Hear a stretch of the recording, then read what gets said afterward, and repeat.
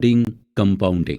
दोस्तों, एग्जाम से पहले एक रात पढ़ाई करके आप अच्छे नंबरों से पास हो सकते हैं, लेकिन टॉपर बनने के लिए आपको लगातार रोजाना पढ़ाई करनी होती है।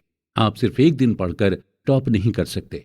अगर आपको कोई कंपटीशन एग्जाम बीट करना हो तो उसके लिए एक ही दिन की पढ़ाई काफी नहीं होती, बल्कि आपको हर दिन थोड़ा थोड़ा पढ़ना होता है। तभी जाकर आप कंपटीशन बीट कर पाते हैं। ठीक इसी तरह का कॉन्सेप्ट पैसे के साथ भी है। पैसा उसी को अपनी तरफ खींचता है जो उसके पीछे लगातार कंसिस्टेंसी के साथ मेहनत करता जाता है। अगर आपको सही मायने में वेल्दी होना है तो आपको रोजाना पैसे कमाने के लिए मेहनत करनी होगी। अक्सर लोग जल्दी से अमीर बनने की सोचते हैं और जल्दी पैसे कमाने के चक्कर में वो लोग गलत तरीकों का इस्तेमाल करने लगते हैं, और नतीजा ये होता है कि जितनी तेजी से वो पैसा कमाते हैं उतनी ही तेजी से उनका पैसा चला भी जाता है। उन्हें पैसे की साइकोलॉजी पता नहीं होती। उन्हें ये नहीं मालूम होता कि पैसा उनसे अट्रैक्ट होता है जो उसे पाने के लिए हर दिन मेहनत करते जाते हैं। हम छोटी छोटी चीजों को करके ही बड़ी चीजों को पा सकते हैं, और छोटी चीजें करके बड़ी चीज पाने को ही कंपाउंडिंग कहते हैं। इस बात को ऑथर हमें एग्जाम्पल देकर समझाते हैं कि अगर आपका अपना वजन कम करना चाहते हैं तो आपका वजन एक ही दिन में कम नहीं हो जाएगा। आपको अपने वजन को कम करने के लिए डेली जिम जाना होगा और डेली एक्सरसाइज करनी होगी। जब आप डेली ये सभी प्रोसेस करेंगे तभी आपका वजन कम हो पाएगा। इस बात को सही तरह से समझने के लिए हम वॉरेन बफेट का एग्जाम्पल लेते हैं। वॉरेन बफेट के ऊपर लगभग 2000 किताबें लिखी जा चुकी हैं। ज्यादातर लोग यही कहते हैं कि वॉरेन बफेट दुनिया के सबसे अच्छे इन्वेस्टर्स में से एक हैं। नो डाउट, इस बात पर किसी को कोई शक नहीं है। लेकिन कुछ ही राइटर्स ऐसे हैं जो ये मेंशन करते हैं कि वॉरेन बफेट ने इन्वेस्टिंग की शुरुआत कब से की थी। बहुत कम ही लोग जानते हैं कि वॉरेन बफेट जब लगभग 10 साल के थे तभी से उन्होंने इन्वेस्टिंग की शुरुआत कर दी थी। अभी फिलहाल वॉरेन बफेट की नेटवर्थ $85 बिलियन के आसपास है, और इस $85 बिलियन में से $84.5 बिलियन उन्होंने तब कमाए थे जब उनकी उम्र 50 साल के पार हो गई थी, और $81.5 बिलियन उन्होंने तब कमाए जब वो अपने मिड 60s में थे। यानी 40 साल तक उनकी कमाई कोई खास नहीं थी, लेकिन वो लगातार इन्वेस्टमेंट करते चले गए। 40 साल की मेहनत का नतीजा उन्हें तब मिला जब उनकी एज 50 से ज्यादा हो गई थी। यानी वॉरेन बफेट की कमाई कंपाउंडिंग प्रोसेस के थ्रू हुई। अक्सर हमारे साथ यही होता है कि हम शुरू शुरू में बड़े ही जोश खरोश के साथ मेहनत करते हैं, लेकिन जब हमें इसका रिजल्ट तुरंत नहीं मिलता तो हम हिम्मत हारने लगते हैं। ठीक इसी तरह जब हम अपने पैसे को शेयर मार्केट में इन्वेस्ट करते हैं और कुछ दिनों के बाद जब हमें इन्वेस्ट किए हुए पैसे में प्रॉफिट नहीं दिखाई देता तो हम इम्पेशेंट होकर उस शेयर को कम दाम में बेच देते हैं।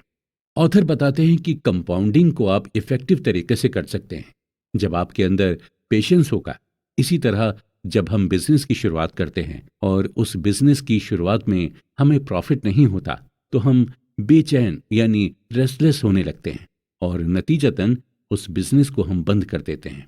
वॉरेन बफेट रिचेस्ट इन्वेस्टर जरूर हैं, लेकिन उन्हें ग्रेटेस्ट इन्वेस्टर नहीं माना जाता। जिम साइमंस ने 1988 से 66% एनुअली अपनी इनकम को कंपाउंड किया है, जबकि वॉरेन बफेट ने 22% एनुअली अपने पैसे को कंपाउंड किया है। सरप्राइजिंगली साइमन की नेटवर्थ $21 बिलियन है, और जबकि वॉरेन बफेट की $85 बिलियन है।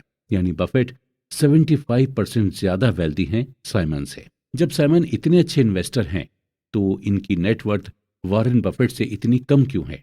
इसका सिंपल सा आंसर यह है कि साइमन ने इन्वेस्टिंग की शुरुआत 50 की उम्र से की थी, यानी बफेट के 40 साल बाद।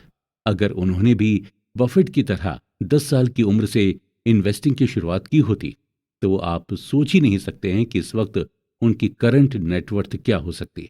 बफेट और साइमन की नेटवर्थ का डिफरेंस आगे भी शायद ऐसा ही रहे।